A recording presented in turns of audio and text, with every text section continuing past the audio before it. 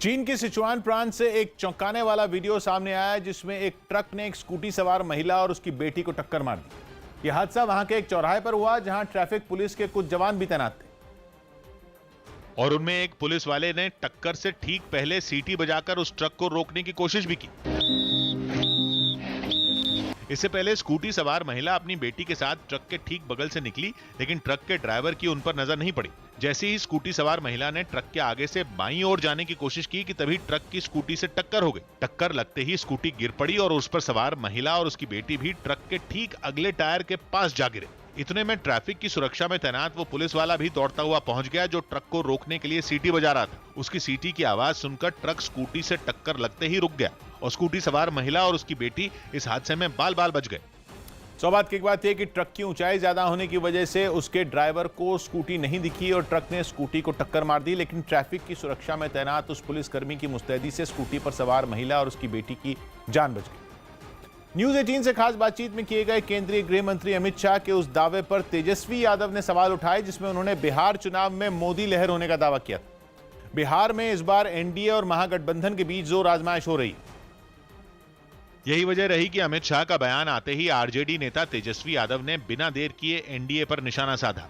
जमीन पर और इंटरव्यू में बड़ा अंतर होता है। जमीन पर अगर आगे देखेंगे तो एनडीए की सरकार दोबारा बिहार में नहीं बनने जा रही है। तेजस्वी ने ये तेवर अमित शाह के न्यूज 18 को दिए उस बेबाक इंटरव्यू के बाद दिखाए जिसमें उन्होंने डंके की चोट पर यह बात कही कि बिहार में मोदी लहर है जिसका एनडीए को फायदा होगा। मैंने ये भी सुना है कि आपके इंटरनल सर्वेस कह रहे हैं कि वहाँ आज भी मोदी जी की एक बहुत बड़ी लहर है।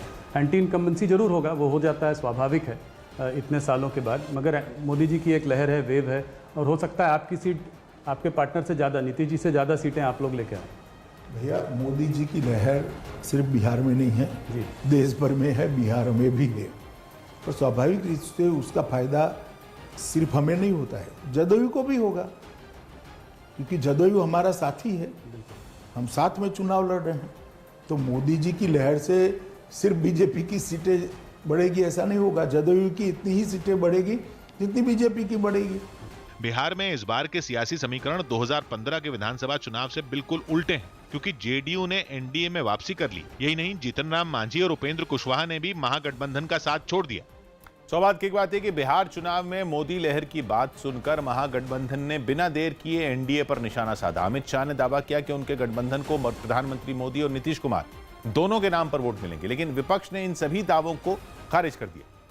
पाकिस्तान में आए सियासी भूचाल के बीच सरकार और विपक्ष दोनों एक दूसरे पर भारतीय प्रधानमंत्री नरेंद्र मोदी से दोस्ती का आरोप लगाने में जुट गए। शुरुआत इमरान खान ने की और सेना प्रमुख जनरल कमर जावेद बाजवा पर किए हमलों के लिए नवाज शरीफ को घेरना शुरू किया और सीधा उन पर भारत के पीएम नरेंद्र मोदी की भाषा बोलने का आरोप लगा दिया। हमला जनरल बाजवा पे नहीं है, ये पाकिस्तानी फौज पे हमला है।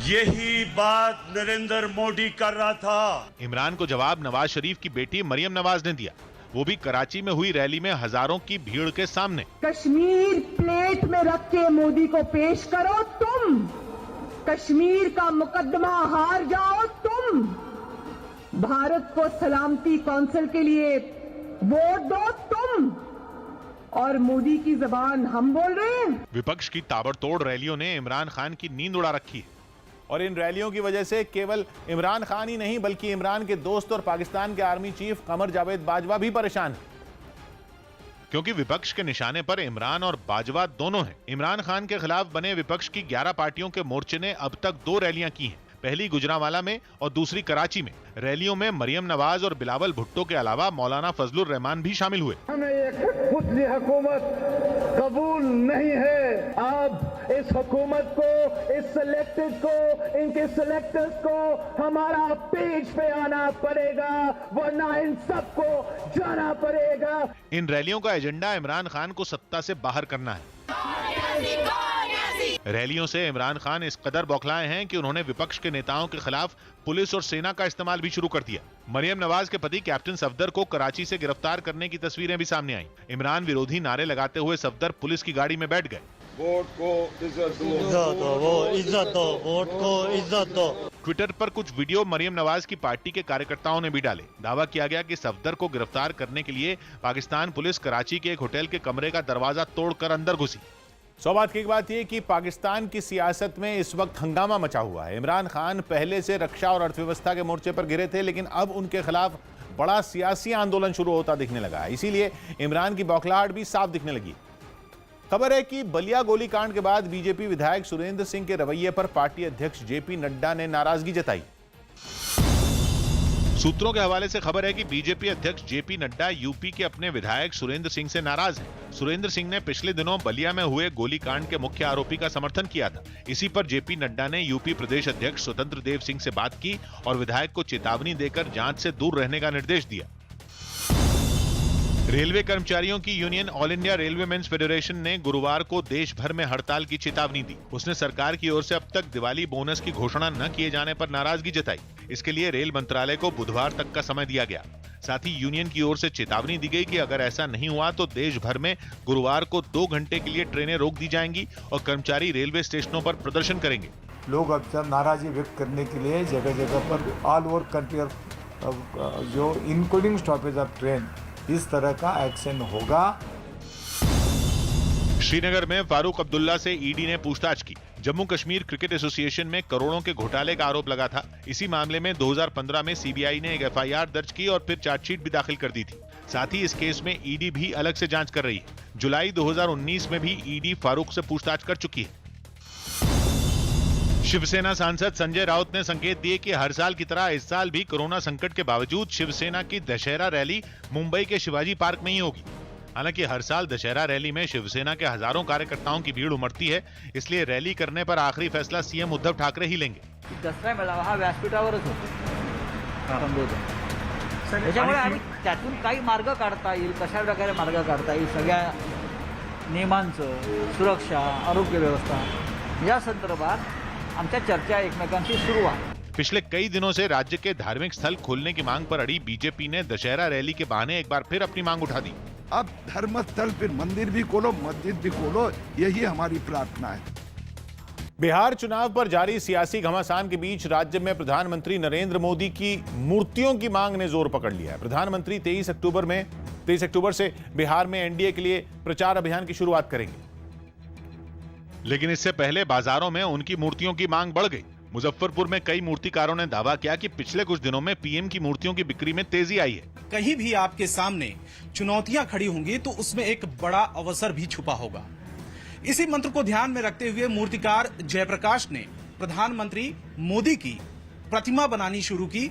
अलग अलग आकार की ये मूर्तियां न सिर्फ लोगों को पसंद आ रही हैं, बल्कि इससे मूर्तिकारों के काम को भी नई रफ्तार मिली है। चुनाव के कारण यह ज्यादा डिमांड बढ़ा है मूर्ति का। दावा किया जा रहा है कि चुनाव से पहले मुजफ्फरपुर, छपरा, सिवान और पटना समेत कई जिलों में पीएम की मूर्तियों की मांग बढ़ी है। बहुत ही यूनिक है, आज तक कहीं भी ऐसा देखा नहीं है मैंने बनाया हुआ, तो इसलिए मुझे अच्छा लगा तो मैंने ये ले लिया। बिहार के पहले चरण की 71 सीटों पर 28 अक्टूबर को वोट डाले जाएंगे। इन सीटों पर वोटरों को साधने के लिए पीएम का प्रचार अभियान 23 अक्टूबर को भागलपुर से शुरू होगा। सौबात की एक बात है कि बिहार में चुनावी घमासान के बीच नेताओं की मूर्तियां, उनके मास्क की मांग भी तेजी से बढ़ने लगी है। पीएम मोदी के चुनाव प्रचार में उतरने से पहले उनकी मूर्तियों का भी राज्य में काफी पसंद किया जा रहा है और इससे मूर्तिकारों के काम को भी थोड़ी रफ्तार मिली है। अमेरिका के बॉस्टन में राष्ट्रपति ट्रंप के कुछ विरोधियों को प्रदर्शन के दौरान पुलिस ने गिरफ्तार कर लिया। वहां एक रैली में ट्रंप के समर्थक और विरोधी आमने सामने आ गए, जिसके बाद पुलिस को हालात संभालने के लिए आगे आना पड़ा। पुलिस वालों ने बैरिकेडिंग कर दोनों पक्षों को एक दूसरे से अलग करने की कोशिश की और सभी से पीछे हटने की अपील करते दिखाई दिए। पुलिस की सख्ती के बावजूद ट्रंप के कुछ विरोधियों ने बीच सड़क पर एक प्लेकार्ड में आग लगा दी और उसके चारों तरफ घूमकर राष्ट्रपति के खिलाफ अपना प्रदर्शन जारी रखा। इलाके की कानून व्यवस्था को बनाए रखने के लिए ऐसे ही कुछ प्रदर्शनकारियों को पुलिस ने वहां से खदेड़ना शुरू कर दिया। एक आदमी तो वहीं सड़क पर लेट गया, जिसे जैसे तैसे 2 पुलिस वालों ने उठाया। कुछ प्रदर्शनकारी तो इस कदर अड़ गए कि पुलिस को उन्हें पीछे की तरफ धकेलने के लिए उन पर बल का इस्तेमाल करना पड़ा। ऐसे हालात में कई लोगों को गिरफ्तार भी किया गया। सौबात की बात है कि अमेरिका में राष्ट्रपति चुनाव में सिर्फ 2 हफ्ते ही बचे हैं। ऐसे में वहां ट्रंप के समर्थक और विरोधी लगातार रैलियां कर रहे हैं। ऐसी ही एक चुनावी रैली में हालात इतने बिगड़ गए कि लोगों को गिरफ्तार करना पुलिस के लिए मजबूरी बन गया। पाकिस्तान की खुफिया एजेंसी आईएसआई ने वहां की सेना और आतंकियों के साथ मिलकर एलओसी पर हमले की साजिश रची है। न्यूज़ 18 के संदीप बोल की रिपोर्ट है कि पाकिस्तानी फौज और वहां के आतंकी आईएसआई के साथ मिलकर एलओसी के कुछ इलाकों में हमला करने की फिराक में हैं और पाकिस्तान ने पूरी एलओसी पर अपनी बॉर्डर एक्शन टीम को भी हमले के लिए तैयार रखा है। यानी भारतीय जवानों को निशाना बनाने के लिए बौखलाया पाकिस्तान पूरी ताकत झोंकने की तैयारी में है। इससे पहले पाकिस्तानी खुफिया एजेंसी आईएसआई वहां के अलग अलग आतंकी संगठनों को बड़े हमले के लिए लाखों का इनाम का ऐलान कर चुकी है, लेकिन भारतीय जवानों की मुस्तैदी से उनका हर हमला नाकाम रहा। न्यूज़ 18 को दिए इंटरव्यू में गृह मंत्री अमित शाह के उस बयान पर सियासत तेज हो गई जिसमें उन्होंने महाराष्ट्र के राज्यपाल की सीएम उद्धव ठाकरे को लिखी चिट्ठी का जिक्र किया। इस चिट्ठी में राज्यपाल भगत सिंह कोश्यारी ने मंदिरों के बंद होने का मुद्दा उठाते हुए सीएम उद्धव ठाकरे पर हमला किया था, जिस पर अमित शाह के बयान के बाद एनसीपी प्रमुख शरद पवार ने भी पलटवार करने में देर नहीं लगाई। जाहीरपणाने केंद्राच्या गृहमंत्र्यांनी टीका टिप्पणी करून सुद्धा मी त्या जागेवर बसता राहते, तर ठीक है। शिवसेना नेता संजय राउत ने भी अमित शाह के बयान का स्वागत किया और राज्यपाल की चिट्ठी पर हमला बोला। अगर हमारे गृह मंत्री जी को ये लगा है, ये महसूस हुआ है कि जिस शब्दों का चयन महाराष्ट्र के राज्यपाल महोदय ने मुख्यमंत्री को एक लेटर लिखकर किया था वो गलत है, तो हम गृह मंत्री जी से ये बयान से बहुत संतुष्ट है। इससे पहले अमित शाह ने न्यूज़ 18 से खास बातचीत में महाराष्ट्र के राज्यपाल की सीएम को लिखी चिट्ठी पर बयान दिया। महाराष्ट्र में जहाँ पे शिवसेना और भारतीय जनता पार्टी में बहुत ज़्यादा तनाव, बहुत ज़्यादा लड़ाई चल रही है पिछले कुछ महीनों से, वहाँ के गवर्नर भगत कोश्यारी जी ने कहा उद्धव ठाकरे जी से कि आप कब से सेक्युलर हो गए। अभी उनका कुछ दिनों पहले का बयान है। इस बयान को राज्यपाल से ये बयान आ रहा है, इससे आप पार्टी कैसे देखती है, इसको आप कैसे देखते हैं? देखिए, मैंने पत्र पढ़ा है और एक पासिंग रेफरेंस उन्होंने दिया है, मगर मुझे भी लगता है कि थोड़ा शब्दों का चयन टाला होता तो अच्छा होता। अमित शाह के बयान के बाद महाराष्ट्र में एक बार फिर राज्यपाल की चिट्ठी पर सियासी बखेड़ा खड़ा हो गया। बात की बात यह कि अमित शाह के बयान के बाद शिवसेना और एनसीपी को एक बार फिर महाराष्ट्र के राज्यपाल पर हमला बोलने का मौका मिल गया। यही नहीं, शरद पवार ने तो भगत सिंह कोश्यारी के राज्यपाल की कुर्सी पर बने रहने पर सवाल उठा दिया। दिल्ली में बाबा का ढाबा के बाद उत्तर प्रदेश के आगरा में संकट के बीच फंसी रोटी वाली अम्मा को जब मदद पहुंचाने की मुहिम न्यूज़ 18 ने चलाई तो 80 साल की भगवान देवी के हाथों का खाना खाने के लिए लोगों की भीड़ उमड़ पड़ी। अम्मा के नाम से मशहूर हुई भगवान देवी पिछले 20 साल से आगरा में फुटपाथ पर ढाबा चला रही, जिनका वीडियो इंटरनेट पर इस कदर वायरल हुआ कि दूर दूर से लोग उनकी मदद के लिए पहुंचने लगे। जिस तरीके से न्यूज़ 18 पर अम्मा की खबर दिखाई गई, उसके बाद अम्मा के जो आंसू हैं वो अब मुस्कान में बदल चुके हैं। आगरा के सेंट जॉन्स कॉलेज के पास फुटपाथ पर ढाबा चलाने वाली 80 साल की भगवान देवी के लिए ये समझ पाना मुश्किल था कि आखिर अचानक इतनी भीड़ कैसे इकट्ठा हो गई। हालांकि वहां आए किसी भी शख्स को उन्होंने लौटाया नहीं, वो बराबर काम में लगी रहीं और मिट्टी के चूल्हे पर रोटियां पकाकर लोगों को खिलाती हुई नजर आईं। आप सिर्फ वीडियो देख के अम्मा के पराठे खाने आए हैं? वीडियो देख के खाली आए, ये मान लीजिए मेरे पे टाइम भी नहीं होता है, लेकिन मैंने कहा मैं अम्मा के पराठे खाने जरूर जाऊंगा। रोटी वाली अम्मा और अम्मा दा ढाबा के नाम से भगवान देवी का वीडियो इंटरनेट पर लाखों दफा देखा गया और ये वीडियो अब भी काफी पसंद और शेयर किया जा रहा है। इस उम्र में अगर वो मेहनत कर रही हैं, उनकी आधा किलो दाल भी नहीं बिक पा रही है, तो ये बहुत ही दुखद है।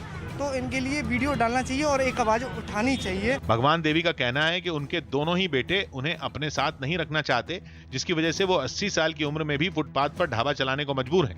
सरकार से मदद चाहती हो कि तुम्हारा ये ढाबा बड़ा कर दिया जाए, चाहती हो ऐसा? बेटा बड़ा हो जाए ढाबा मेरा, हाँ यही चाहती हूँ मैं। दिल्ली में जैसे बाबा का ढाबा पर लोगों ने प्यार लुटाया, ठीक उसी तरह आगरा में भी रोटी वाली अम्मा का वीडियो वायरल होने के बाद लोग भगवान देवी की मदद के लिए आगे आ रहे हैं।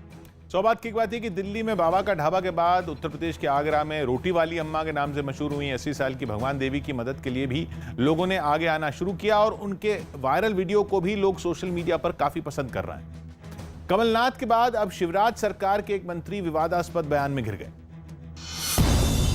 उपचुनाव के लिए जारी सियासी उठापटक के बीच मध्य प्रदेश की अनूपपुर सीट से बीजेपी उम्मीदवार और शिवराज सरकार में मंत्री बिसाहूलाल सिंह ने कांग्रेस उम्मीदवार की पत्नी के लिए आपत्तिजनक शब्दों का इस्तेमाल किया तो इस पर सियासी हंगामा खड़ा हो गया। अपने पहली औरत जो वर्तमान में उसका ब्यौरा नहीं दिया है कि मेरा एक औरत और है जिसका शादीशुदा है, ब्यौरा दिया है, तो उनसे पता लगाओ कि तुम्हारे पुरान वाले औरत कहाँ थे।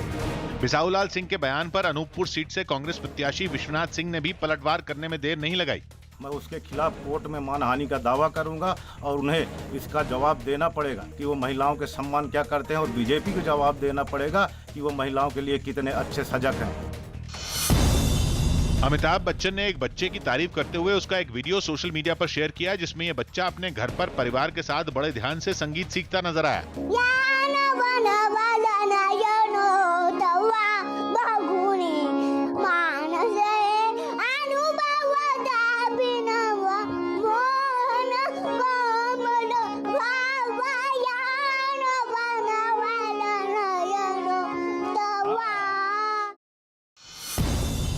असम के दीफू में पुलिस ने अलग अलग जगहों से कई किलो हेरोइन बरामद की जिसकी कीमत 25 करोड़ रुपए आंकी गई। इस हेरोइन के साथ पुलिस ने 4 आरोपियों को भी गिरफ्तार किया है। पुलिस के मुताबिक ये आरोपी इस हेरोइन को म्यांमार से तस्करी कर भारत लाए थे।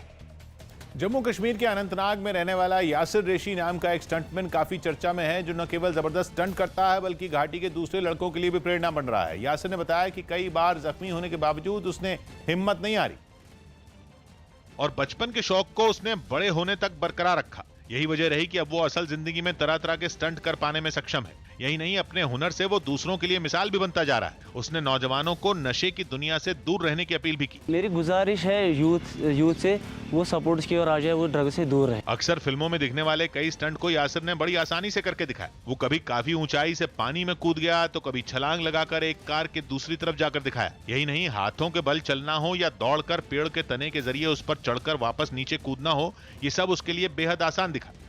तो बात की बात है कि असल जिंदगी में फिल्मों की तरह स्टंट करने वाले इस लड़के ने इसके लिए बचपन से मेहनत की और अपने लक्ष्य को पाने के रास्ते में कभी खुद को हारने नहीं दिया। न्यूज़ 18 से एक्सक्लूसिव बातचीत में अमित शाह के बंगाल की कानून व्यवस्था को खराब बताने पर टीएमसी भड़क गई। कानून व्यवस्था के मुद्दे पर बंगाल सरकार और केंद्र सरकार के बीच तलवारें खिंची हुई हैं और इसी बीच गृह मंत्री ने यह बयान दे दिया जिस पर टीएमसी आग बबूला हो गई। टीएमसी नेता और मुख्यमंत्री ममता बनर्जी के भतीजे अभिषेक बनर्जी ने ट्वीट कर इस मुद्दे पर सीधा अमित शाह पर निशाना साधा।